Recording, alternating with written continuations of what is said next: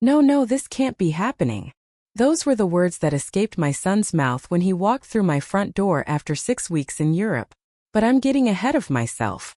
Let me start from the beginning because what happened during those 6 weeks changed everything I thought I knew about myself, my son, and what I was truly capable of. My name is Margaret Williams, and at 68 years old, I believed my story was more or less written. I'd been widowed 3 years earlier when my husband, Robert, passed away suddenly from a heart attack. Since then, I'd been living quietly in our family home in suburban Cleveland, surviving on his pension and my Social Security.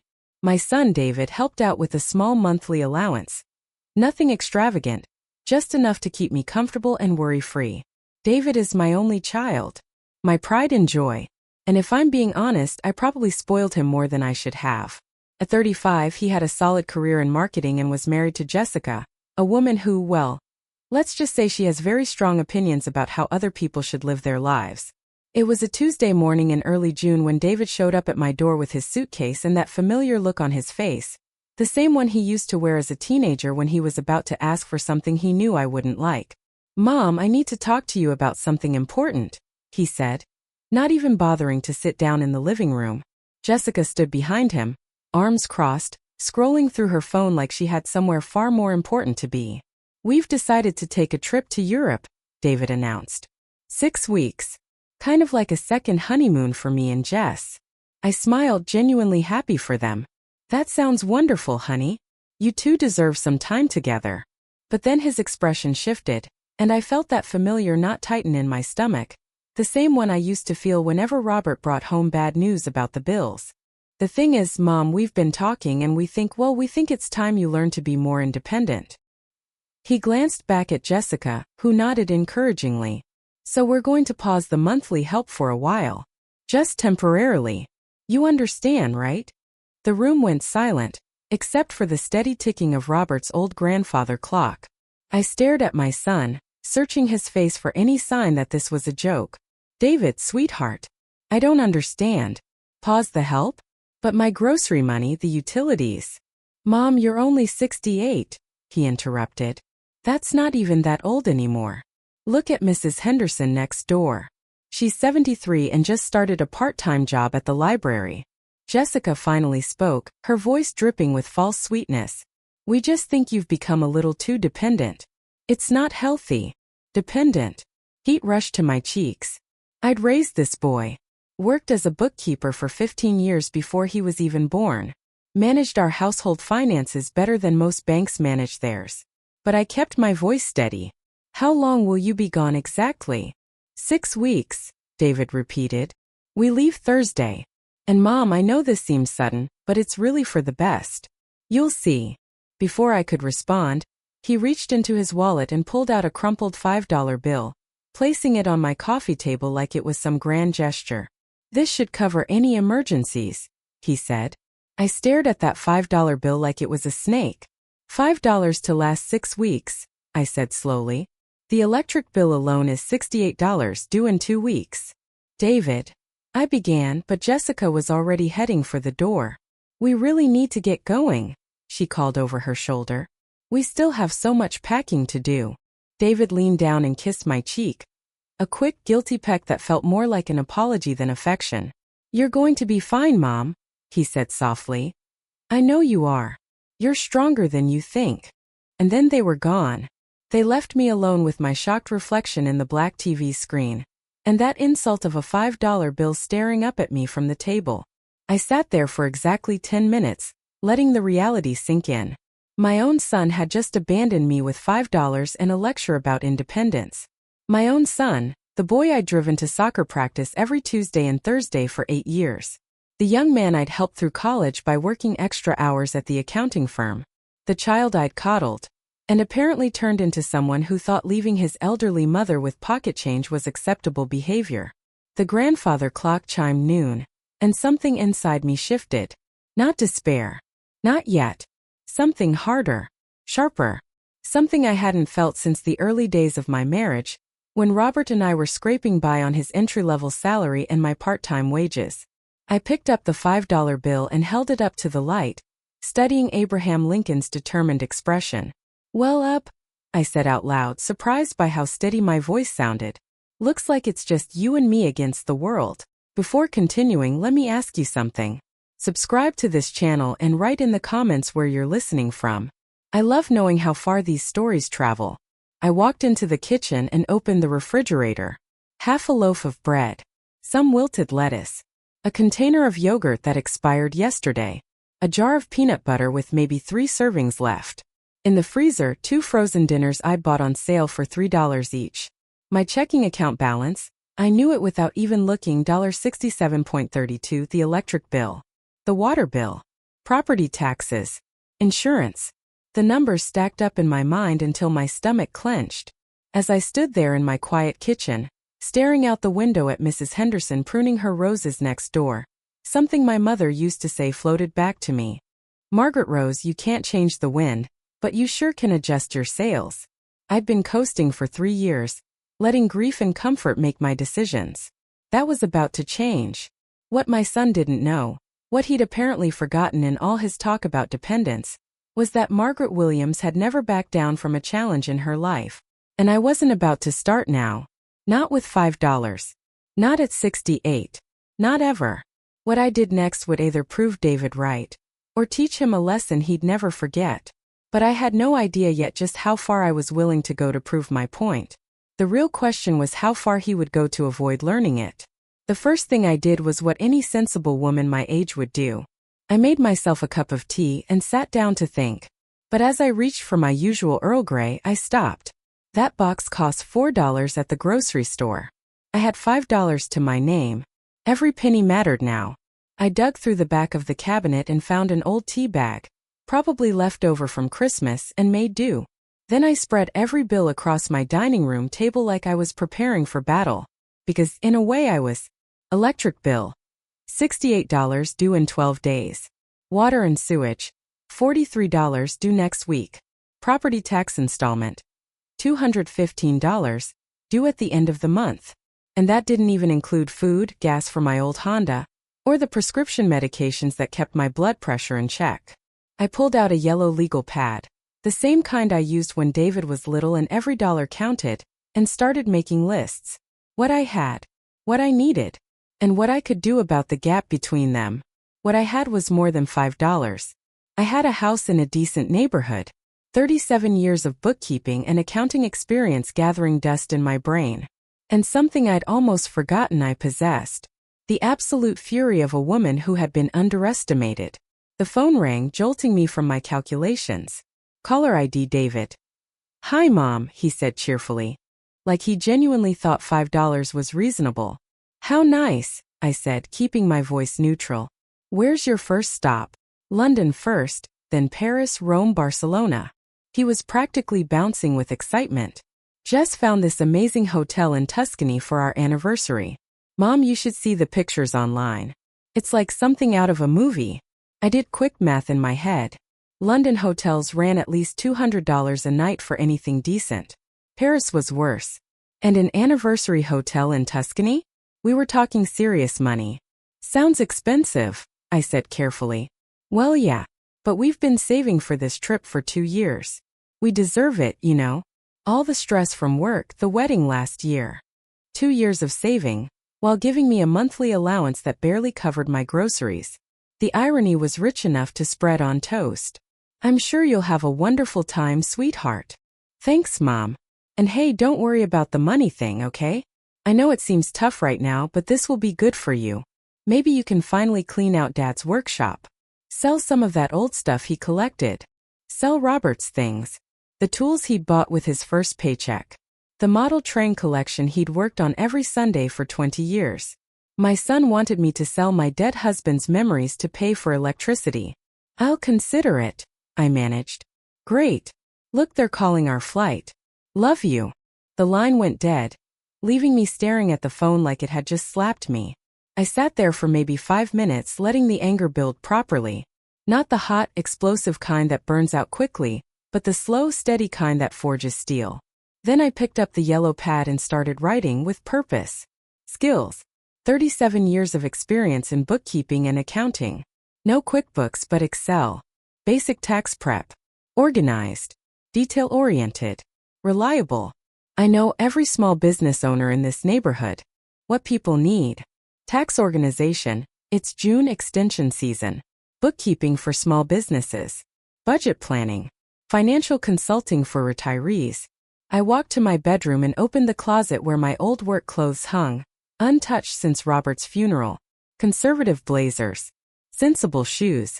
The clothes of a woman who meant business. I pulled out a navy blue suit that still fit perfectly and laid it on the bed. Then I did something I hadn't done in years. I looked up the going rate for freelance bookkeepers in Cleveland. $20 to $40 an hour, depending on complexity. Financial consultants charged even more. My hands were shaking slightly as I opened my laptop, David's old one, the one he'd given me when he upgraded, and created a simple flyer. Experience Financial Services. Margaret Williams, Certified Bookkeeper. 37 years experience. Tax preparation. Bookkeeping. Financial planning. Reasonable rates. References available.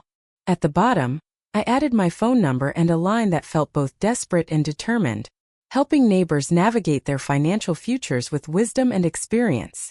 I printed 20 copies using up most of my printer ink. I didn't care. Then I put on my walking shoes and started with Mrs. Henderson next door. "Margaret," she called as I approached her garden. "How are you holding up, dear?" "Actually, Ruth, I'm starting a little business venture. I know you mentioned having trouble organizing your late husband's financial papers." Ruth Henderson had been widowed 6 months ago. I'd seen the frustration in her eyes, the insurance forms, Social Security documents, investment statements that made no sense to someone who'd never handled the finances. "Oh my goodness, yes," she said. "I've been so overwhelmed. My daughter keeps saying she'll help, but she lives in Chicago and has her own problems. I could come by tomorrow and take a look. Just $20 an hour, and I'll have everything organized and explained in simple terms." The relief on her face was immediate. "Margaret, that would be a godsend. Can you start tomorrow morning?" As I walked back to my house with my first client secured, I felt something I hadn't experienced in years. Purpose. Not just surviving but building something. And that was just the beginning. By the end of the week, I had 3 more clients lined up. Mrs. Patterson, 2 streets over, needed help with her small catering business books. The Martinez family wanted help understanding their retirement options. And Mr. Thompson, who owned the corner hardware store, was drowning in receipts and tax documents. Each evening, I sat at my dining room table with my yellow legal pad, calculating the day's earnings and planning tomorrow's strategy. $5 became 50, then 123, then 215. But it wasn't just about the money anymore. It was about remembering who I'd been before I became just David's mother and Robert's widow. I was Margaret Williams, and I was good at this. What I didn't know yet was that my son had left me with more than just a financial crisis.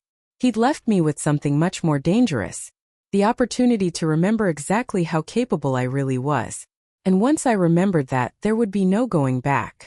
The question wasn't whether I could survive 6 weeks on $5 anymore. The question was, what would David think of the woman he'd find when he came home?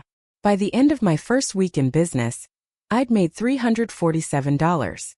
Not bad for a woman who was supposedly too dependent to function. But more than the money, I'd rediscovered something else. I had a reputation. Ruth Henderson had apparently called every widow in a 6-block radius. "You simply must meet Margaret Williams," I heard her telling someone through my open window. She organized Harold's entire estate portfolio in 4 hours. 4 hours. I've been staring at those papers for 6 months. The calls started coming before I'd even finished my morning coffee. "Mrs. Williams, this is Dorothy Chun from Maple Street. Ruth Henderson gave me your number." I paused, pen in hand. Chin. I'd made a mental note of that name once for some reason but couldn't remember why. "How can I help you, Mrs. Chun?" "Well, my husband passed last year, and I'm completely lost with the business finances. He owned 3 rental properties, and I have no idea what I'm supposed to be tracking for taxes." By the time I hung up, I had another client scheduled for Monday morning, and a growing sense that I was sitting on something bigger than neighborhood bookkeeping. Saturday morning, while reviewing Mrs. Patterson's catering receipts, I found something interesting. She'd been paying quarterly taxes based on estimates that were completely wrong. overpaying by nearly $2,000 a year. In 10 minutes, I'd saved her more money than she'd paid me for the entire week. "Margaret, you're a miracle worker," she said, staring at my calculations. "How did you figure this out so quickly?" "Experience," I said. But the truth was simpler. I'd been doing this work for decades. I'd just forgotten how good I was at it. That afternoon, I made a decision that would change everything. I called the local community college's adult education department. "This is Jennifer. Hi. I'm interested in teaching a class on financial literacy for seniors. I'm a certified bookkeeper with 37 years of experience, and I've noticed there's a real need in this community." "Oh, that's interesting. We've actually had several requests for something like that. When could you come in to discuss curriculum?" "Monday morning." The weekend gave me time to think, and thinking led me to Robert's office. I'd avoided it for 3 years, keeping the door closed like a shrine. But now I needed his business references, his contact lists, anything that might help me remember the network we'd built together. I found more than I'd bargained for. In his filing cabinet, beneath folders marked insurance and investments, was a manila envelope labeled David College Fund. Inside were statements for an account I'd completely forgotten about. Robert had been setting aside money for David's education since the boy was 5 years old. Even after David graduated, Robert had kept adding to it, calling it emergency money for the kids. The balance made me sit down hard in Robert's old desk chair. $47,312. David didn't know about this account. I'd signed the paperwork years ago but never paid attention to the details. Robert had handled all the investments. The account was in both our names, with David listed as the beneficiary only upon both our deaths. I stared at those statements for a long time, thinking about my son somewhere in Europe, probably posting photos of expensive meals, while his mother supposedly scraped by on $5. But the money wasn't the point. The point was that I didn't need it. By Tuesday of my second week, my client list had doubled. Word was spreading beyond the neighborhood. The hardware store owner, Mr. Thompson, had referred me to 3 other small business owners. I was booked solid through the following month and had raised my rate to $30 an hour. That's when Jessica's sister called. "Mrs. Williams? This is Amanda, Jessica's sister. I hope you don't mind, but I got your number from Mrs. Henderson. I heard you're helping people with financial planning." I hesitated. Jessica's sister. This felt like walking into a minefield. "I can certainly discuss your needs, Amanda." "Well, it's kind of sensitive. I'm going through a divorce, and I need help understanding what my husband's been doing with our money. Someone I can trust. Someone who won't gossip or judge." The irony was stunning. Jessica's own sister was asking me for help while Jessica herself was halfway around the world, convinced I was sitting at home helpless. "I'd be happy to help," I said.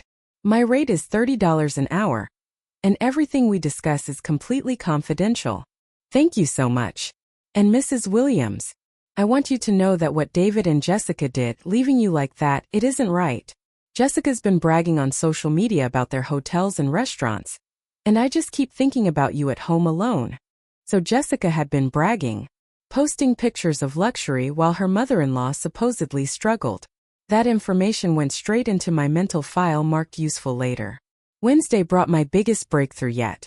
Dr. Patricia Reeves, who ran a small medical practice, needed someone to reorganize her entire bookkeeping system. She'd been paying an expensive firm downtown, but they'd made such a mess that she was considering closing the practice. "I can't afford to keep throwing money at this problem," she said, gesturing to boxes of jumbled receipts and incomplete records. "But I also can't afford to shut down. I have patients who depend on me." I spent 8 hours in her office that day, untangling 3 years of financial chaos. By evening, everything was organized, categorized, and entered into a proper system. More importantly, I'd identified thousands of dollars in legitimate deductions they'd missed, and found evidence that the previous firm had been overcharging for basic services. "Margaret," Dr. Reeves asked, clearly emotional, "how much do I owe you?" $240 for today," I said. "But I'd like to propose something else. Let me handle your books on a monthly basis. You'll save money compared to that downtown firm, and you'll actually know where you stand financially." She hired me on the spot. A monthly retainer of $800, plus hourly work as needed. As I drove home that evening, I did the math. In 2 weeks, I'd gone from $5 to over $2,000 in earnings. With steady monthly income lined up, I'd rediscovered skills I'd forgotten I had. I remembered what it felt like to be useful. But more than that, I'd started to see a pattern in David's behavior that I'd missed before. The way he dismissed my capabilities. The casual cruelty of leaving me with pocket change. The assumption that I'd just sit there and take it. It reminded me of someone else I'd known. Someone who had underestimated women before and paid a price for it. My phone buzzed. David. Hope you're doing okay, Mom. Having the most amazing time. Can't wait to tell you about everything. I typed back, I'm doing just fine, sweetheart. Can't wait to tell you about everything too. What I didn't tell him was that I was doing more than fine. I was thriving. And when he came home, he was going to find out exactly what his mother was capable of when she stopped playing the role of helpless widow and remembered who she really was. The question was whether he'd be proud of what I'd accomplished or terrified of what it meant for his comfortable assumptions about dear old Mom. 3 weeks into my son's European adventure, I made a discovery that changed everything. It wasn't what I found. It was what found me. I was sitting in my makeshift home office, now completely overtaking the dining room, when the doorbell rang. Through the window, I saw a man in an expensive suit holding an official-looking folder. My first thought was that David had gotten into trouble overseas. Mrs. Williams? My name is Thomas Bradley from First National Bank. I was hoping we could speak for a moment about your property. My blood went cold. The only reason a banker shows up unannounced is bad news. Of course. Please come in. He glanced around at the transformed dining room. Client files in neat stacks, my laptop open to spreadsheets, a professional appointment calendar hanging where my grandmother's china cabinet once stood. I see you're running a business from home. That's enterprising. Yes. Financial consulting. How can I help you, Mr. Bradley? He opened his folder and pulled out a document that made my hands shake. A loan application for $53,000 using my house as collateral. Mrs. Williams, I'm here because there appears to be some confusion about this loan. Your son David submitted this application 6 weeks ago, just before he left for his trip. The loan was approved and dispersed, but we haven't received the first payment, which was due last Monday. I stared at the papers. David's signature. My name listed as co-borrower. And at the bottom, a signature that looked like mine, but felt like it belonged to a stranger. Mr. Bradley, I never signed this document. He frowned and pulled out another page. But Mrs. Williams, we have your signature here. And David provided documentation showing your authorization for the loan. What documentation? A notarized power of attorney granting David permission to handle your financial affairs in your absence or incapacity. The room began to spin. I remembered signing something months ago when I'd been sick with pneumonia. He'd said it was paperwork for my doctor, medical decisions if I couldn't make them myself. May I see that power of attorney? He handed it to me, and there it was. My signature. A document granting my son broad financial powers. Dated during the week I'd barely been conscious with fever and medication. Mr. Bradley, I said quietly, I was ill when I signed this. I believed it was a medical directive. I had no idea it gave my son permission to take out loans against my property. His expression shifted, from bureaucratic efficiency to genuine concern. Mrs. Williams, are you saying this loan was taken without your knowledge or consent? That's exactly what I'm saying. That would constitute loan fraud, ma'am. A serious federal crime. We sat in silence while the magnitude of what David had done settled over me. $53,000. The cost of 6 weeks in Europe for 2 people. Luxury hotels, expensive restaurants, living like royalty. Paid for with money borrowed against his mother's home. What happens if the loan isn't paid? I asked. The property would enter foreclosure proceedings. Given the amount in your home's estimated value of $200,000, the bank would likely force a sale to recover the debt. David hadn't just left me with $5. He'd left me with debt that could cost me my home. Mr. Bradley, I said steady now, what are my options? Well, you could pay the loan immediately. Or you could file a fraud report with the police and allow them to investigate. But Mrs. Williams, I need to be honest with you. Fraud cases involving family members are complicated. Banks often require the borrower to prove they're willing to prosecute their own family. After he left, I sat in my kitchen for an hour, staring at the loan documents my son had stolen from me. It wasn't just money. It was my security, my home, my trust, everything. But then something interesting happened. Instead of despair, I felt that familiar anger crystallizing into something sharper, more focused. Margaret Williams had been underestimated again. Only this time, the person doing the underestimating was about to learn that I wasn't the helpless widow he'd left behind. I called Dr. Patricia Reeves. Patricia, it's Margaret. I need some advice about something personal, and I'm hoping your experience might help. Of course, she said. What's going on? I explained everything: the loan, the forged power of attorney, the possibility of fraud. Margaret, you need a lawyer, she said carefully. But more importantly, you need documentation. Everything David has said, promised, or done regarding your finances. Do you have any of that? Some, I replied. Then I hesitated. But Patricia, there's something else. I don't want to destroy my relationship with my son. If there's another explanation. There was a pause. Then her voice softened, but only slightly. Honey, your son took out a $53,000 loan against your house without telling you, then left you with $5 to survive on while he went on vacation. What other explanation could there be? That evening, I did something I'd never done before. I conducted a full financial investigation of my own family. I pulled every bank statement, every document David had access to, every conversation we'd had about money in the past year. What I found wasn't a mistake or a misunderstanding. It was a pattern, one that stretched back months. The power of attorney wasn't the only document I'd signed without fully understanding. David had also convinced me to sign papers removing him as trustee of my will and replacing it with something called a revocable beneficiary trust, a structure that allowed him to access my assets while I was still alive, if he could claim necessity. He'd been planning this for months. But David had made one critical mistake. He underestimated his mother's intelligence and overestimated his own cleverness. For the next 2 days, I built a case file like I was preparing for trial.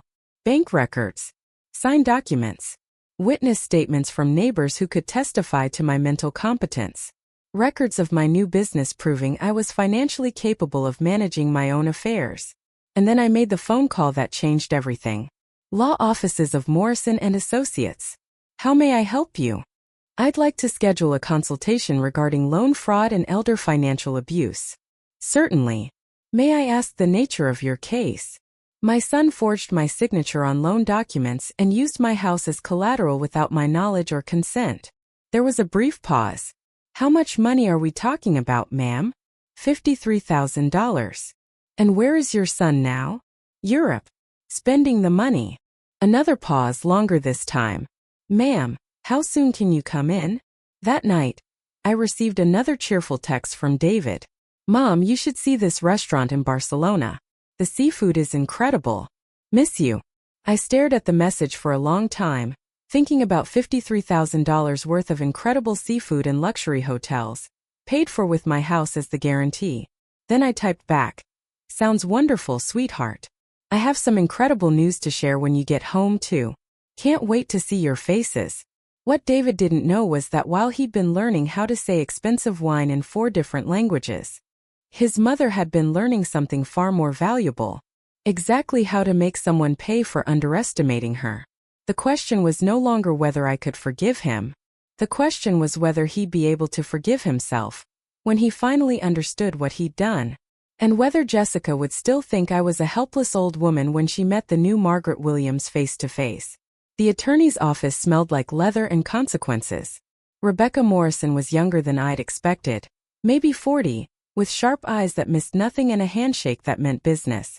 Mrs. Williams, I've reviewed the documents you sent over. This is a clear case of financial elder abuse, potentially involving fraud, forgery, and theft. But I need to ask you something difficult. I'd expected it. You want to know if I'm prepared to prosecute my own son. Exactly. Because that's what this could lead to. Federal loan fraud carries serious penalties. We're talking potential prison time. I thought about David as a little boy, crying when he scraped his knee, running to me for comfort. Then I thought about him signing my name to steal my house while leaving me $5 for groceries. What are my alternatives? I asked. You could confront him privately, demand he repay the loan and hope he cooperates. But Mrs. Williams, she slid the documents across the conference table like evidence at a crime scene. The pattern you've described suggests this wasn't impulsive. She pointed to the timeline. He convinces you to sign the power of attorney while you're sick with pneumonia. 3 weeks later, he modifies your beneficiary arrangements. 2 months after that, he applies for the loan. She looked up at me. This isn't desperate son makes a poor decision. This is calculated financial manipulation. The words hit like ice water. My David. Calculating. Manipulating. There's something else, Rebecca continued. I ran a credit check on your son yesterday. He's carrying significant debt, credit cards, a car loan, a mortgage that's underwater. So the $53,000, I said slowly, wasn't just for a European vacation. It was a lifeline. How serious? Nearly $90,000 in total debt. She met my eyes. Mrs. Williams, your son didn't just steal from you. He transferred his financial crisis onto your shoulders without telling you. That evening, I sat in my kitchen with a cup of tea and my phone, staring at David's latest Facebook post. A photo of him and Jessica at an expensive rooftop restaurant in Rome, both holding champagne glasses and grinning. The caption read, "Living our best life. Sometimes you just have to invest in experiences." Invest. He used the word invest to describe stealing from his mother. I scrolled through more posts, designer luggage at the airport, first-class seats, hotels that cost more per night than most people made in a week. 6 weeks of experiences, with my house as collateral. But it was Jessica's post that finally broke something in me. Photo after photo of luxury. Captions like finally getting the treatment we deserve and David knows how to take care of his girl. One particularly glossy image showed her at a spa. When your man surprises you with a couple's massage in Tuscany. Because his girls deserve the best. His girls. Plural. Was I one of his girls too? The one he'd left with $5 while treating Jessica like royalty with stolen money? My phone rang, breaking the spiral. Dr. Patricia Reeves. Margaret, I hope you don't mind me calling so late. I wanted to check on you after our conversation. I'm managing, I said. Angry, but managing. Good. Anger can be useful if you channel it correctly. But I'm calling about something else. I heard papers rustling. I've been talking to other local business owners about your work. Everyone's impressed, Margaret. Really impressed. And several of us have been discussing the lack of quality financial services in this area. Services that aren't either too expensive or too impersonal. What are you suggesting? I asked. A partnership. Real office space. Multiple clients. Maybe even hiring other consultants eventually. I'm talking about building something substantial. The idea sent a thrill through me. Something I hadn't felt in years.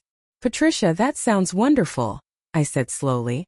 But I need to resolve this situation with David first. She didn't hesitate. Margaret. That's exactly why I think you should consider this. The best revenge against someone who underestimated you isn't just proving them wrong. It's becoming so successful that their opinion becomes irrelevant. After we hung up, I walked through my house, seeing it differently. For 3 years, it had been Robert's memorial. David's childhood home. A repository of memories frozen in time. But maybe it was time for it to become something else. Maybe it was time for it to become the foundation of Margaret Williams' second act. The next morning brought a phone call that changed my perspective entirely. Mrs. Williams, this is Agent Sarah Chun with the FBI's Financial Crimes Division. My heart stopped. FBI. Agent Chun. How can I help you? Ma'am, your attorney Rebecca Morrison contacted us regarding your case. What your son did falls under federal jurisdiction, and we'd like to speak with you about opening an investigation. An FBI investigation. I swallowed. Yes, ma'am. When someone uses fraudulent documents to obtain loans over $50,000, that's our territory. And Mrs. Williams, I want you to know we take elder financial abuse very seriously. What would an investigation involve? I asked quietly. We'd need your complete cooperation. All documents. All communications. A detailed statement of what happened. And Mrs. Williams, if we find evidence of federal crimes, we will prosecute. Your son's location won't matter. Fraud charges follow you anywhere. When she hung up, I realized I'd crossed a line I couldn't uncross. This wasn't just about me and David anymore. The federal government was involved. That afternoon, I made a decision that would define everything that came next. I called Patricia back. I want to hear more about this partnership. Wonderful, she said. I've already found potential office space. Nothing fancy but professional. And Margaret, I've lined up 3 people who want to meet you. A tax attorney, a financial planner, and an accountant who specializes in small businesses. As she spoke, I felt something shift inside me. For weeks, I'd been focused on survival, then on proving David wrong. But Patricia was offering something bigger. The chance to build a life that didn't revolve around being someone's mother or someone's widow. That evening, I got another text from David. 3 more days in Paris, then home. Can't wait to see you and tell you about everything. I typed back. I can't wait either, sweetheart. I have so much to tell you too. You won't believe how much has changed. What I didn't say was that by the time he got home, I'd have made a decision about whether Margaret Williams was going to be the victim of her son's greed or the architect of his reckoning. The choice was mine. But David had already made his. And FBI agent Sarah Chun was waiting to hear which way I wanted this story to end. The question was simple and impossible. Did David deserve a mother's mercy or a woman's justice? I was starting to think those might not be the same thing. The morning David was scheduled to return, I woke up in a hotel room downtown. Not because I couldn't afford to stay in my own house, but because I didn't want to. For the first time in 3 years, I'd slept somewhere that belonged entirely to the present, not the past. The partnership with Patricia moved faster than either of us expected. 2 days after David's FBI file was opened, we signed the lease. Williams & Associates Financial Services. My name first. My company. My second chance. But that wasn't the only surprise waiting for my son. At 10:30 a.m. my phone rang. Mom, we just landed. God, it feels good to be back in the U.S. We're grabbing lunch, then heading over. I brought you amazing souvenirs from Italy. How thoughtful, I said, watching downtown Cleveland wake up through my hotel window. I'll be at the house around 2. Perfect. This trip was exactly what Jessica and I needed. We feel like completely different people. I imagine you do. After we hung up, I spent an hour getting ready. Not Margaret Williams, the helpless widow, but Margaret Williams, the business owner. The navy suit I'd laid out weeks ago, a leather portfolio, fresh business cards, and confidence that came from knowing exactly who I was and what I was worth. At 1:30, I pulled into my driveway behind a car I didn't recognize. A black sedan. Government plates.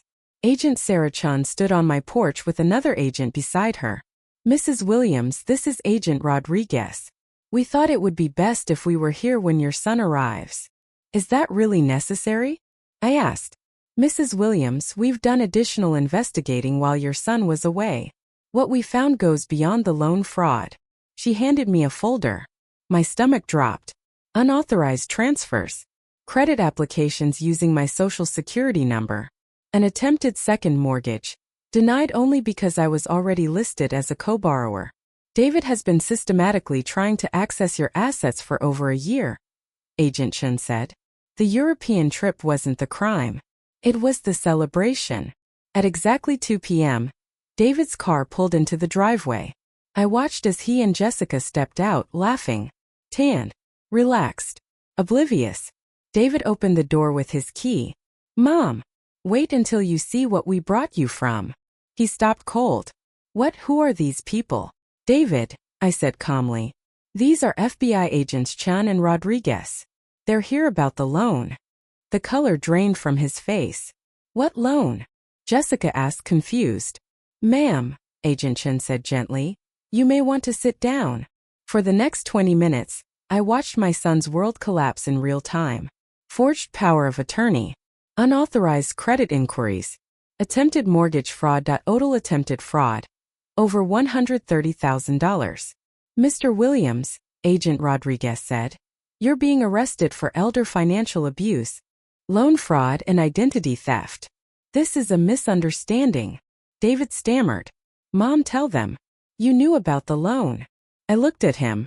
Really looked at him. Not as a mother, but as a woman he tried to steal from. I never knew about any loan, I said. You left me with $5 and took $53,000 using my house as collateral. The power of attorney, he protested. You had me sign it when I was delirious with pneumonia. You told me it was medical paperwork. Jessica's voice cracked. David, you said. She agreed. Agent Chen stood and pulled out handcuffs. Mr. Williams, you have the right to remain silent. As they led him away, David kept looking back at me, waiting for me to save him. I didn't. After David was gone, after Jessica stormed out screaming about lawyers and betrayal, I sat alone in my living room. My phone rang. Margaret. How did it go? Patricia asked. He's been arrested. Oh God. Are you okay? I thought about it. My only child is facing federal charges, I said. But Patricia, I'm better than okay. I'm free. Good, she replied. Because I just got off the phone with the mayor's office. They want us to audit the city's small business loan program. I smiled. This was my second act. And this time I was writing it myself. It was a 6-month contract worth $45,000. I actually laughed for the first time in weeks. When do we start? That evening I walked through my house one last time before heading back to the hotel. In 6 weeks, I had gone from a widow surviving on $5 to a business owner with a federal contract. I had discovered that my son saw me as an easy mark, and that I had the strength to do something about it. The dining room where I'd started my little bookkeeping business was empty now, ready to return to its original purpose. But I wouldn't be here to use it. Tomorrow I would be signing papers on a condo downtown, within walking distance of the new office. This house, with all its memories and obligations, would be sold. The money would pay off David's loan, fund my new business, and give me an independence I'd never known I wanted. My phone buzzed with a text from a number I didn't recognize. Mrs. Williams, this is Jessica. We need to talk. David didn't tell me the truth about anything. Can we meet? I stared at the message for a long moment, then deleted it without responding. Margaret Williams was done cleaning up other people's messes. She had her own life to build now. The question was no longer what David would think when he came home. The question was what kind of woman I wanted to be now that I knew what I was capable of. And for the first time in years, that felt like a very good question to have. 3 weeks after David's arrest, I was sitting in my new office when Jessica walked in. She looked terrible, hollow-eyed, pale, wearing the same clothes I'd seen her in at the airport. The designer bags and confident smile from her European photos were nowhere to be found. Mrs. Williams, I know you deleted my text, but I really need to talk to you. Patricia looked up from her desk across the room, ready to intervene if needed, but I nodded for her to stay put. What can I do for you, Jessica? She collapsed into the client chair across from my desk like a marionette with cut strings. David lied to me about everything. I thought you'd given him permission for the loan. I thought you wanted to help us. What exactly did he tell you? He said you insisted on helping with the trip, that you felt guilty about being a burden, and wanted to contribute something meaningful. He showed me papers that looked official. She pulled crumpled documents from her purse, copies of the forged power of attorney and loan application. But there was something else, something I hadn't seen before. What's that other paper? It's a letter. David said you wrote it, giving us your blessing for the trip and the loan. She handed me a single sheet with what looked like my handwriting. My dear David and Jessica, I want you to have the honeymoon you deserve. Consider this loan my gift to your future together. Love, Mom. I stared at the letter, recognizing David's careful forgery of my script. He'd always been good at copying my handwriting. He used it to excuse absences from school when he was 12. Jessica, I never wrote this letter. I never knew about any loan until the bank showed up at my door. She started crying then. Not pretty tears but ugly, exhausted sobs. Mrs. Williams, I'm so sorry. I know you have every right to hate me, but I genuinely thought, David made it sound like you were excited about helping us. For a moment, I felt something I hadn't expected. Pity. Jessica wasn't evil. She was naive. and married to a man who had learned to manipulate women by watching his father manipulate me for 30 years. Jessica, what's your situation now financially? I mean, terrible. The credit card bills from the trip are coming due, and with David in jail, I can't make the payments. I'm probably going to lose the house, the car, everything. I leaned back in my chair. Jessica was 28 years old, not much older than David had been when he first started, showing signs of entitlement. She could learn from this, or she could spend the rest of her life blaming other people for her husband's choices. Jessica, I'm going to ask you something, and I want you to think carefully before you answer. Do you want to fix this? Or do you want to feel sorry for yourself? She looked up, startled by the directness. I want to fix it, Mrs. Williams. I'll do anything to make this right. Good.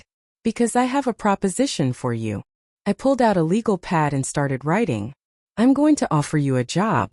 Administrative assistant, entry-level pay. But with the opportunity to learn bookkeeping and financial planning. The position comes with one condition. You want me to testify against my own husband? I want you to tell the truth. David's consequences are his responsibility, not yours. But if you lie to protect him, you'll be an accessory to fraud. That's a federal crime too. She sat in silence for a full minute, staring at the job offer I'd written out. Mrs. Williams, why would you help me after what we did to you? Because you're 28 years old and you can still choose who you want to be. David is 35 and apparently thinks stealing from his mother is acceptable. Those are very different problems. That afternoon, Jessica started work at Williams & Associates. Her first task was organizing the files that would be used in David's prosecution. The irony wasn't lost on me. 2 days later, I got a call from David's public defender. Mrs. Williams, my client would like to speak with you about a plea agreement. What kind of plea agreement? Full restitution, community service, probation instead of prison time, but it requires your agreement as the victim. I thought about 18-year-old David graduating high school, 30-year-old David on his wedding day, 35-year-old David forging my signature to steal my house. What does full restitution mean?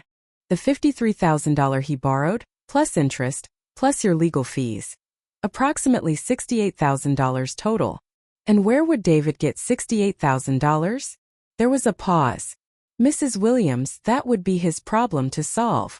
That evening I sat in my new condo overlooking the lake, thinking about consequences and second chances. David could serve prison time and come out unemployable, or he could spend the next 5 years working to repay what he'd stolen. At 8 p.m., Jessica knocked on my door holding Chinese takeout. I thought you might be hungry. And Mrs. Williams, I wanted to tell you something. I let her in curious. I called my sister Amanda today, the one going through the divorce. She told me about hiring you for financial help. She said you saved her thousands of dollars and probably saved her sanity too. Amanda's a good client, I said. Smart woman. She also told me what she said to you about David and me leaving you with $5. About how wrong it was. Jessica set the food on my kitchen counter without looking at me. I need you to know something. I knew it was wrong. When David told me the plan, I knew it was cruel. But I told myself you'd be fine because I wanted that trip so badly. Her honesty surprised me. Why are you telling me this? Because working in your office today, seeing how you built something from nothing in 6 weeks, I realized what kind of woman I want to be.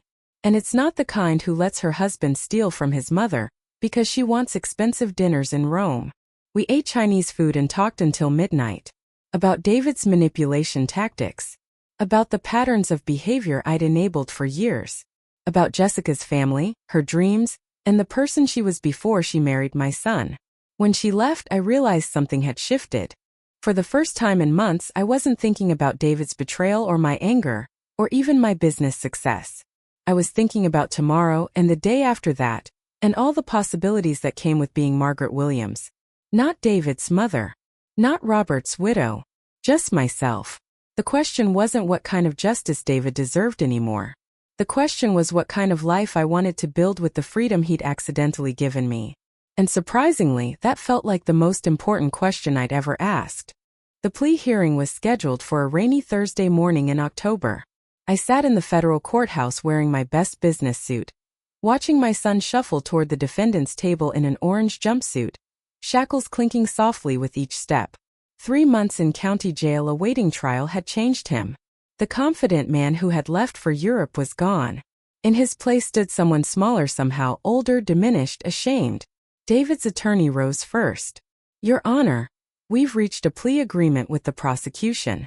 Mr. Williams will plead guilty to 1 count of elder financial abuse and 1 count of loan fraud in exchange for a sentence of 5 years probation, 2,000 hours of community service, and full restitution to the victim.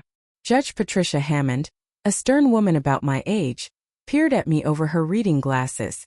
Mrs. Williams, you are the victim in this case. Do you agree to these terms? I stood, feeling the weight of every eye in the courtroom. Yes, Your Honor, I said. With 1 modification. The prosecutor stiffened. Plea agreements weren't usually altered at the hearing. What modification do you propose, Mrs. Williams? I want the community service to be performed at the Cleveland Community Center, teaching financial literacy to low-income seniors. And I want to supervise it personally. David's head snapped up. It was the first time our eyes had met since his arrest. His expression was unreadable, confusion, fear, maybe something close to hope. Judge Hammond's mouth curved slightly. That's an unusual request, Mrs. Williams. May I ask your reasoning? Your Honor, my son stole from me because he believed I was helpless and naive about money. I want him to spend the next 5 years learning what real financial vulnerability looks like, and helping people who are genuinely in need instead of those funding luxury vacations. The judge turned to David. Mr. Williams, do you agree to these terms? David rose slowly. Yes, Your Honor. Very well. Sentencing is set for next month.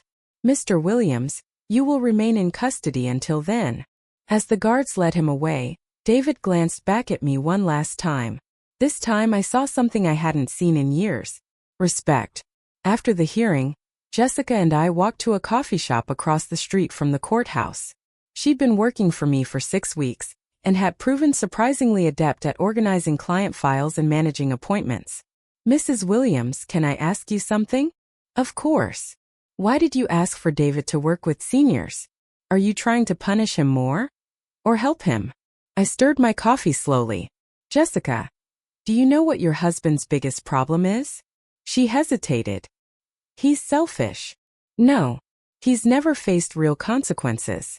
She frowned slightly, listening. When he failed a test in high school, I spoke to the teacher. When he crashed his car in college, his father and I bought him a new one. When he couldn't make rent in his 20s, we helped then too. But you were just being good parents. Were we? I asked quietly. Or were we raising someone who believed other people existed to solve his problems? Jessica fell silent. What do you think will happen when he gets out? She asked. That depends on what he learns while serving his sentence, and what you decide about your marriage. She had been staying in our old house. David had signed it over to her to avoid losing it to asset forfeiture. I knew she was torn between divorcing him now or waiting to see who he became. I've been thinking about that, she said softly. About what kind of person I want to be married to. The man who left you with $5 isn't someone I can respect. But maybe the man who spends 5 years teaching seniors how to protect themselves. Maybe that's someone different. That afternoon, I met with Maria Santos, the director of the Cleveland Community Center. Mrs. Williams, this is exactly what we've needed, she said. We have over 200 seniors who come here regularly, and many are constantly targeted by scams, predatory loans, or even family members who want to help manage their money. How many have experienced financial abuse? At least half, she said grimly. Usually by their own children or grandchildren. The irony was almost unbearable. I'd like to propose something beyond basic financial literacy classes, I said. Maria leaned forward. What did you have in mind? A full financial advocacy program. Not just education but asset protection, document organization, and legal referrals for seniors who need to prosecute family members for theft. Her eyes widened. That would be incredible. But do you have the staff for something that comprehensive?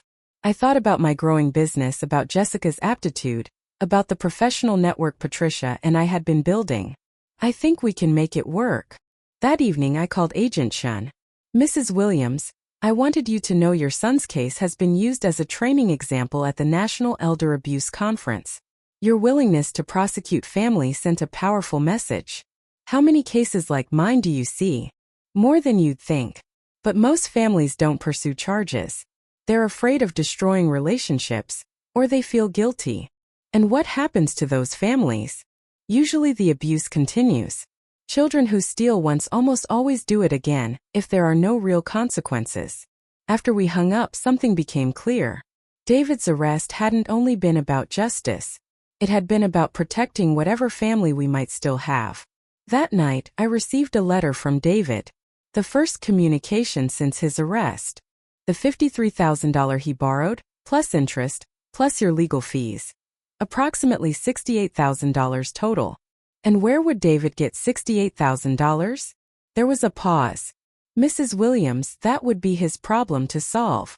That evening I sat in my new condo overlooking the lake, thinking about consequences and second chances. David could serve prison time and come out unemployable, or he could spend the next 5 years working to repay what he'd stolen. At 8 p.m., Jessica knocked on my door holding Chinese takeout. I thought you might be hungry. And Mrs. Williams, I wanted to tell you something. I let her in curious. I called my sister Amanda today, the one going through the divorce. She told me about hiring you for financial help. She said you saved her thousands of dollars and probably saved her sanity too. Amanda's a good client, I said. Smart woman. She also told me what she said to you about David and me leaving you with $5. About how wrong it was. Jessica set the food on my kitchen counter without looking at me. I need you to know something. I knew it was wrong. When David told me the plan, I knew it was cruel. But I told myself you'd be fine because I wanted that trip so badly. Her honesty surprised me. Why are you telling me this? Because working in your office today, seeing how you built something from nothing in 6 weeks, I realized what kind of woman I want to be. And it's not the kind who lets her husband steal from his mother, because she wants expensive dinners in Rome. We ate Chinese food and talked until midnight. About David's manipulation tactics. About the patterns of behavior I'd enabled for years. About Jessica's family, her dreams, and the person she was before she married my son. When she left, I realized something had shifted. If I sign, it's my debt too. David nodded. Every single time. That co-signing means I'm really the one buying the car. If my grandson defaults, it becomes my debt, not his. David nodded approvingly. Perfect.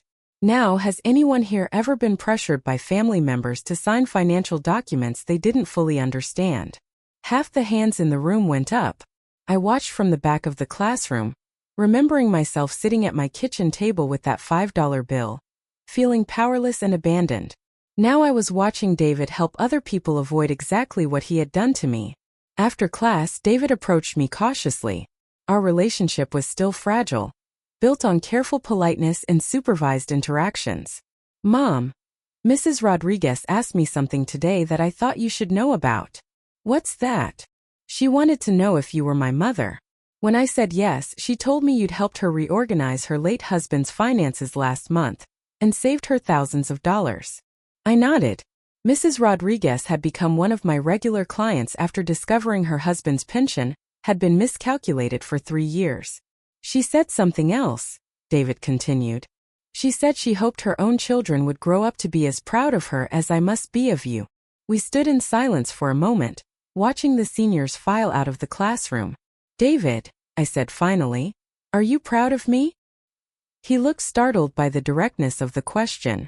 Mom, I've spent this entire year watching you build something incredible from nothing.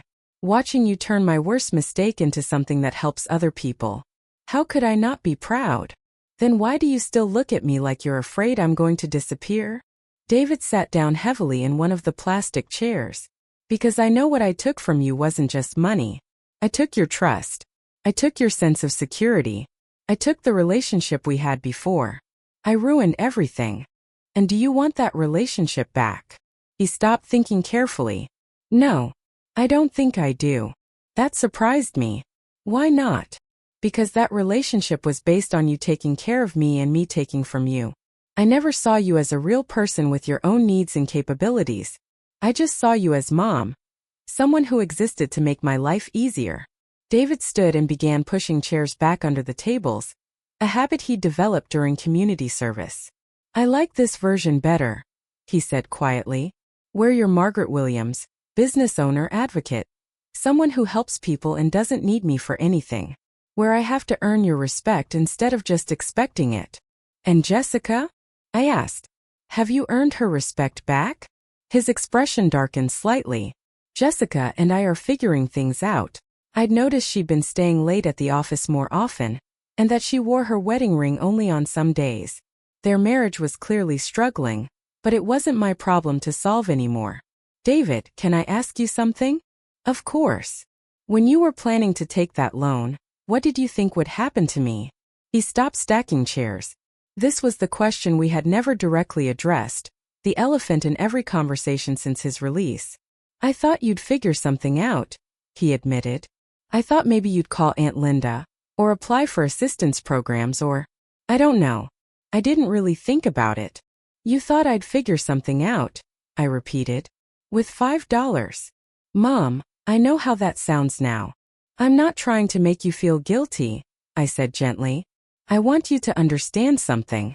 Your father spent 30 years teaching you that women are resources to be managed, not people to be respected. When he died, you transferred that attitude to me. David shifted uncomfortably. What do you mean? Your father made every financial decision in our marriage. He gave me an allowance and expected me to make it work, no questions asked. When you left me with $5, you were doing exactly what you'd watched him do for decades. I never thought about it that way. I know. And David, I spent 30 years enabling that behavior. From him and from you. Every time you had a problem, I solved it. Every time you made a bad choice, I cushioned the consequences. I leaned forward, making sure he was really listening. So when I prosecuted you for stealing from me, I wasn't just protecting myself. I was breaking a cycle that would have destroyed any chance we had at a real relationship. He looked up. Do you think we can have that? A real relationship? I think we're building one right now. That evening, I drove David home to the small apartment he'd rented near the community center. As he stepped out of the car, he turned back. Mom, I know I can't undo what I did, but watching you become who you really are, it's the best thing that's happened to me in years. Even though I had to go to jail for it to happen. David, I said. Do you know what I learned this year? What? That I didn't need your father to take care of me, and I don't need you to validate me. I can take care of myself and earn my own respect. But life is better when the people you love choose to stick around anyway. Are you saying you're choosing to stick around? I smiled. I'm saying Margaret Williams doesn't give up on people who are trying to grow. And David, you're trying. As I drove back to my condo, I reflected on how much had changed. Williams and Associates now had 6 employees and a waiting list. The Cleveland Community Center's financial literacy program had become a model for other cities. David was 6 months from completing his community service and had started taking night classes in social work. Jessica had finally filed for divorce, but stayed on as my office manager. She discovered she was good at helping people organize their finances and bad at being married to men who hadn't learned how to respect women. Most surprisingly, I had started dating Dr. Harrison Mills, a widowed cardiologist who'd hired us to help plan his retirement. He was kind, funny, and treated me as an equal partner in every conversation. For the first time, I was in a relationship where both people brought their whole selves to the table. But the biggest change was this. I no longer defined myself by what other people needed from me. I was Margaret Williams, business owner, teacher, advocate. A woman who happened to be a mother, not someone whose entire identity was motherhood. And learning that had made me a better mother than I'd ever been before. The question was no longer whether David and I would ever be close again. We already were, just in a completely different way. The real question was, what would we build together now that we both knew who we really were? 5 years to the day after David left me with $5, I stood in my office conference room watching him sign the final restitution paperwork. $68,000, paid back through community service wages, weekend jobs, and a portion of his salary as a certified elder abuse advocate. That's it, Attorney Morrison said, stamping the documents. Mr. Williams, you've officially fulfilled all terms of your plea agreement. Your probation is complete. David's hand trembled as he set down the pen. 5 years of supervision, monthly check-ins. And living with the knowledge that his own mother had been willing to send him to prison, it had changed him deeply.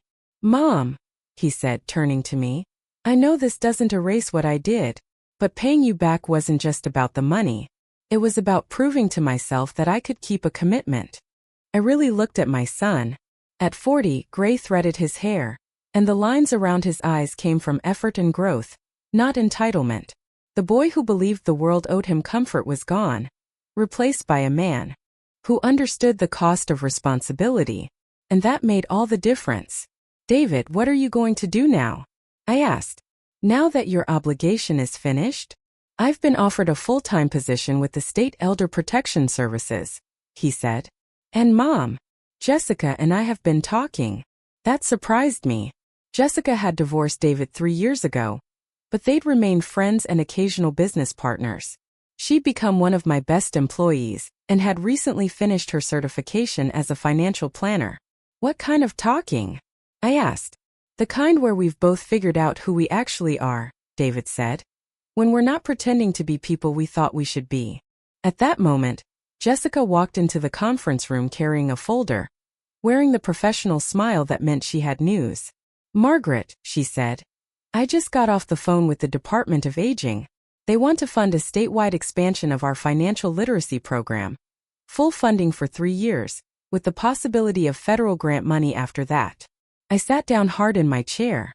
"How much funding?" $2.7 million. The room went silent. Patricia, who'd been quietly organizing files in the corner, looked up with wide eyes. David stared at Jessica like she just announced we'd won the lottery. "In a way we had. There's one condition," Jessica continued. "They want David as the program director.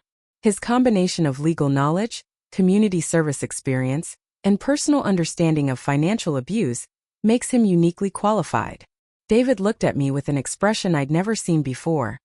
Hope mixed with uncertainty, and a deep need for approval that had nothing to do with manipulation.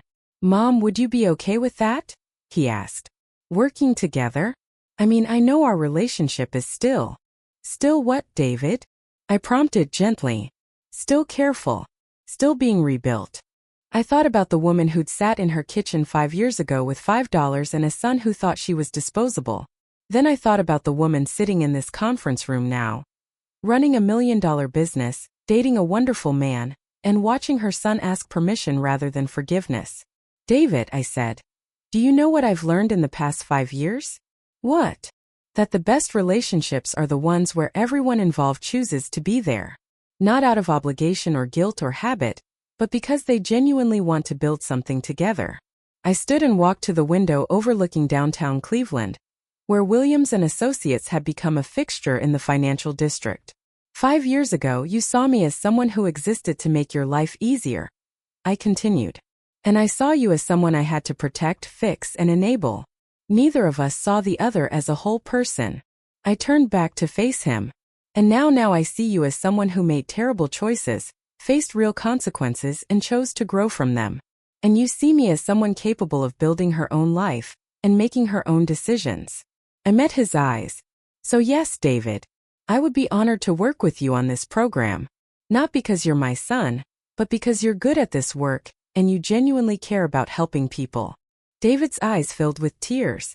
It was the first time I'd seen him cry since Robert's funeral. "Mom," he said, voice shaking, "there's something else I need to tell you." "What is it?" "Jessica and I have been talking about getting remarried, but not the way we were before. We want to be partners who choose each other every day. Not people who stay together because it's expected." Jessica blushed slightly. "We've both learned a lot about what real partnership looks like," she said, "by watching you and Harrison." Dr. Harrison Mills and I had been together for 2 years now, and David was right. We had modeled something neither of them had seen before.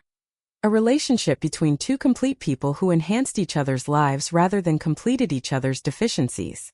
"And Margaret," Jessica continued, smiling, "we want you to officiate the wedding. You're certified online now, right?" I laughed. "I got ordained online last month to perform Patricia's daughter's wedding.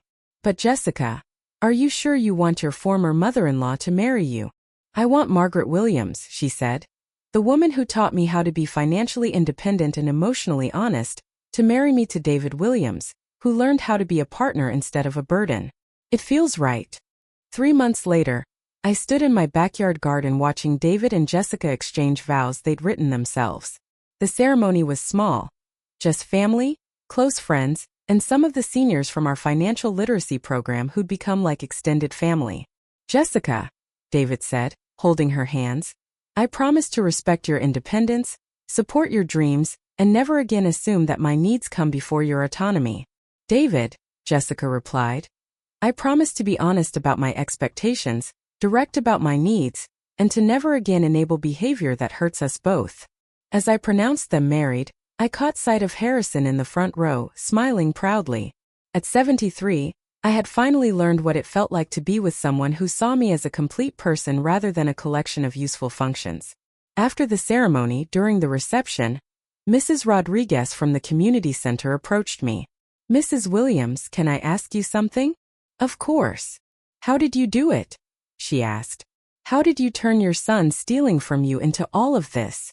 She gestured around the yard, where David was laughing with clients who'd become friends, Jessica was showing engagement photos to Patricia, and Harrison was deep in conversation with Attorney Morrison about elder law.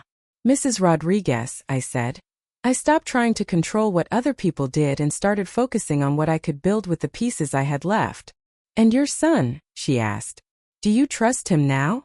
I watched David help clear dishes, automatically checking to make sure the older guests had everything they needed, treating everyone with the genuine respect that comes from knowing what it feels like to be powerless. I trust that he's learned the difference between who he was and who he chose to become, I said. And that's the only trust that really matters. As the evening wound down and the guests began to leave, David approached me one last time. Mom, I know I've said this before, but thank you. Not just for giving me a second chance, but for teaching me that I had to earn it. David, I replied, do you know what the best part of this whole experience has been? What? Learning that Margaret Williams is someone worth becoming. As I watched the last guests leave and surveyed my garden, empty chairs, soft lights, and the remnants of celebration, I realized something profound. The woman who'd been left with $5 had been afraid of being abandoned. The woman standing here now was grateful for the space to grow. Sometimes the worst thing that happens to you becomes the best thing that ever happened to you, but only if you're brave enough to let it change you instead of just surviving it. And Margaret Williams, I'd learned, was very brave indeed.